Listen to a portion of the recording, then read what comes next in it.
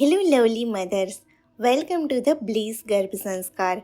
फाल्गुन मास की पूर्णिमा को हम होलिका दहन करते हैं, जो बुराई के अंत और सच्चाई की जीत का प्रतीक है। अगले दिन हम रंगों से खेलते हैं, जिससे हमारे जीवन में आनंद, प्रेम और उत्साह के रंग भर जाते हैं। मेरे प्यारे बच्चे, आज मैं तुम्हें एक बहुत ही सुंदर और प्रेरणादायक कहानी सुनाने वाली हूँ। हमारी प्रिय होली की कहानी। यह सिर्फ रंगों का त्योहार नहीं है, बल्कि अच्छाई की बुराई पर विजय का प्रतीक भी है। बहुत समय पहले एक शक्तिशाली राजा था। उसका नाम था हिरण्यकश्यप।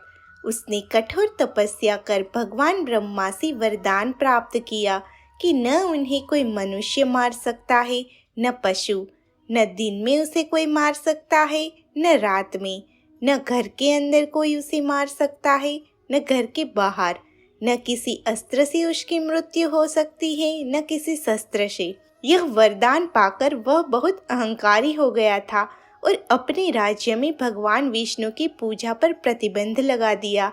लेकिन उसका पुत्र प्रहलाद भगवान विष्णु का परम भक्त था। वह हमेशा विष्णु जी का ध्यान करता था, जिससे उसका पिता अत्यंत क्रोधित हो गया। उसने प्रहलाद को बहुत यातनाएं दी, परंतु भगवान विष्णु की कृपा से वह हर बार सुरक्षित बच गया। हिरण्यकश्यप ने अपनी बहन होलिका को बुलाया, जिसे यह वरदान था कि वह आग में नहीं जल सकती। उसने सोचा कि वह प्रहलाद को गोद में लेकर अग्नि में बैठ जाएगी और प्रहलाद जलकर भस्म हो जाएगा। लेकिन मेरे प्यारे शिशु, देखो ईश्वर की लीला। जैसे ही होलिका आग में बैठी, उसका वरदान निष्फल हो गया और वह जलकर राख हो गई, जबकि प्रहलाद भगवान के नाम का जप करता रहा और अग्नि से सुरक्षित बाहर निकल आया। यही कारण है कि हम होलिका दहन करते हैं। यह बुराई के नाश और भक्ति की विजय का प्रतीक है। इसके बाद हिरण्यकश्यप ने क्रोध में भरकर प्रहलाद से पूछा, अगर तुम्हारा भगवान हर जगह है, तो क्या वह इस खंभे में भी है? प्रहलाद ने उत्तर दिया, हाँ, भगवान सर्वत्र है। हिरण्यकश्यप ने गुस्से में आकर खंभे पर प्रहार किया और उसी क्षण भगवान विष्णु नृसिंह अवतार में प्रकट हुए। वे आधे सिंह और आधे मनुष्य के रूप में थे।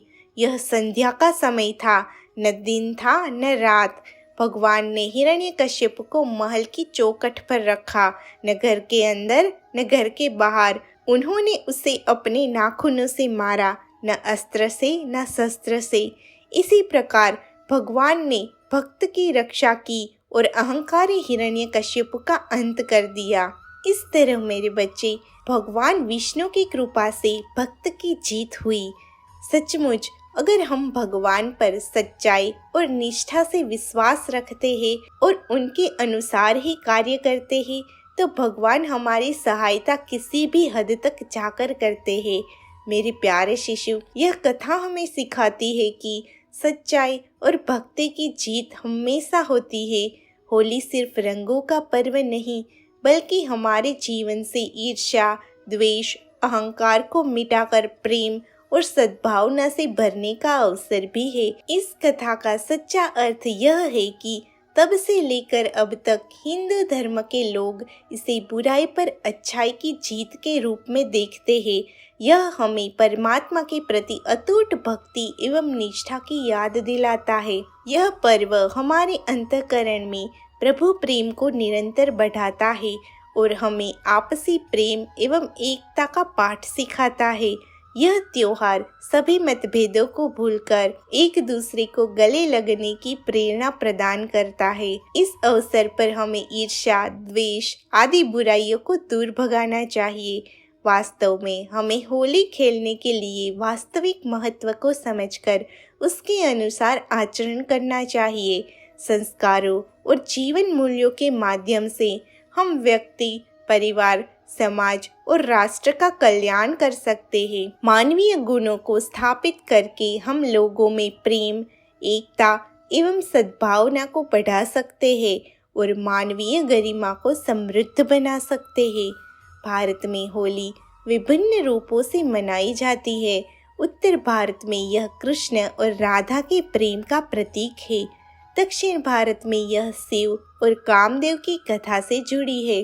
लेकिन सबसे बड़ी बात यह है कि होली हमें सिखाती है कि जीवन में प्रेम, भक्ति और सच्चाई के रंग ही सबसे सुंदर होते हैं। मेरे प्यारे बच्चे, जैसे जैसे तुम इस दुनिया में आने के लिए तैयार हो रहे हो, मैं चाहती हूँ कि तुम्हारा मन भी प्रेम, भक्ति और सच्चाई के रंगों से भरा रहे।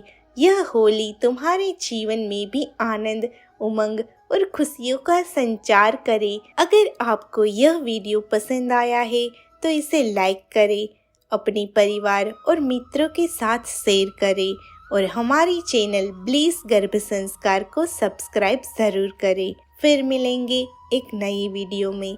तब तक के लिए हैप्पी होली।